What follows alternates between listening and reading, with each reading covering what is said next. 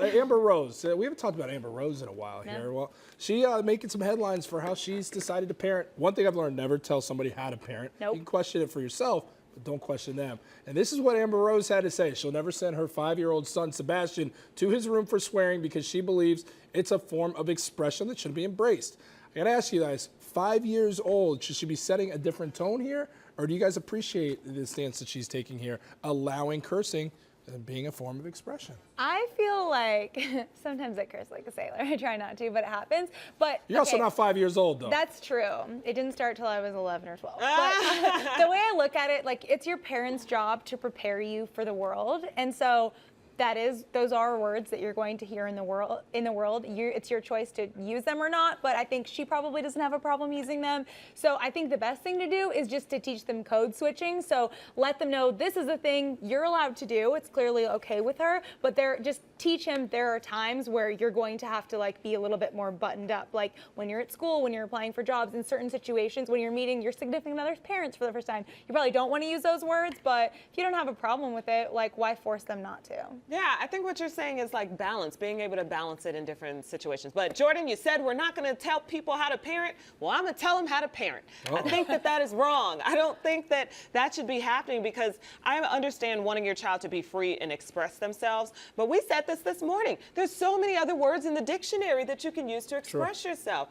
And if we're allowing them to express themselves, does that mean, oh, they don't have to go to school because they don't feel like going to school? That's not a reflection of the real world. Does that mean they could just, cuss at their boss when they want to cuss at their boss? That's not a reflection of the real world. It just doesn't work that way. I feel like Hollywood is taking these stances on parenting that I just can't go for here. I mean, look, is it something they're going to hear when they grow up? Sure. But so sex is something they're going to experience. Should 5-year-olds be going out there having sex?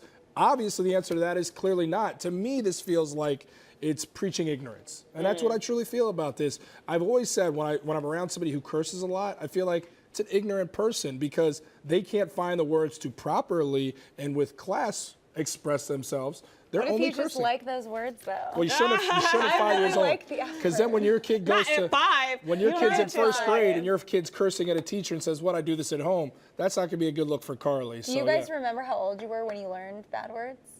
Probably, I can't remember. I don't use them like that because I was taught when I was younger not to use them. Speaking of parents, the mom of a Navy veteran took to Twitter making the hashtag #HimToo trend. I can't believe that has become a trend. Him too, that's right. But perhaps not for the reasons she might have imagined. She had a few things to say along with the pic of her son. There he is. He says, "This is my son. He is a gentleman who respects women. He won't go on solo dates due to the current climate of false accusations by radical feminists with an axe to grind." Ooh, Mom, come on. The photo pulled a lot of social media attention, and people have been creating their own memes. So much so, we had Krista Green pull up a few of them, which I gotta imagine are pretty comical. Krista, what do you got?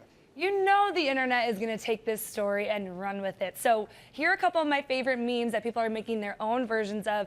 Take a look at these. This one comes from @MikeDrucker. We've got this great photo of, we all know, Guy Fieri here. He says, "This is my son. He graduated #1 from the University of Flavortown. He was awarded 3 banging fajita poppers. He was #1 in Flamin' Hot Crunch. He won't go on solo dates due to the current climate of false accusations of taking the last slice of pizza. I vote. #HimToo."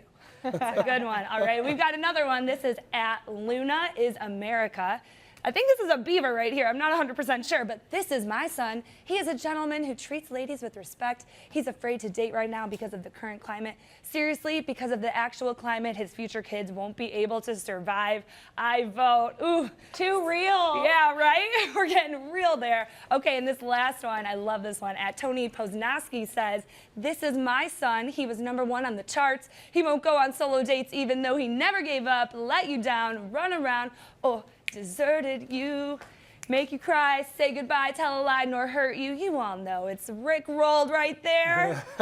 Some good stuff. So yeah, this guy, you could say he definitely became a viral sensation. Where do you guys? Yeah, I mean, Krista, thank you for that. I mean, clearly Mom making a huge mistake right here. So much so she's getting laughed at on Twitter with different memes. Him too should clearly not be a hashtag. Everybody looked at it and laughed it off because it was that comical. But I think the bigger question here is, maybe not the bigger question, but the one I thought of immediately is somebody who's not accustomed to using social media and not understanding the power of social media gets on there blindly and says him too, and this thing blows up. Have you guys had any experiences like that with your family where it's like, hey guys, social media, if you don't understand it, stay away from it? Yeah, no, so thankfully, no. My mom is not on social media like that, and I think it's for the better for all of us. She could just tell me her opinions and her ideas and what she thinks. That's the thing, it has blown up too much. And like what you say, it's not. When social media first started, and it was only college students on there, now everybody's on there, specifically Facebook I'm talking about. It was just such a small, tight-knit community, and you could it was just kind of like the Wild Wild West. Sure. Now it's like, no, it's all established. You can't just get on there and say what you want to say. But that's what happens. Yeah. I waited at least a year before accepting my mom on social media, and now I'm glad that I did. Like she is actually does pretty well with it, so I'm impressed. I do have to monitor like some random family members for like the things that they write on my statuses because it can get kind of embarrassing, but you just got to keep an eye on it. Yeah, no, for sure. I think another question, I guess, is are you guys a fan of people taking political stances, strong political stances on social media? Do you like seeing that sometimes?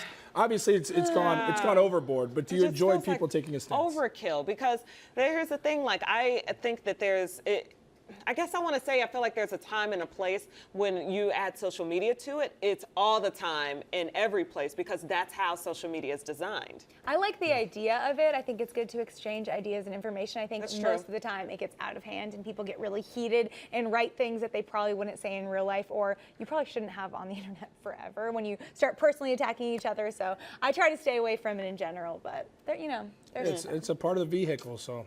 Vehicle. Vehicle. I mean, it's a vehicle to express yourself. I mean, that's how people use it.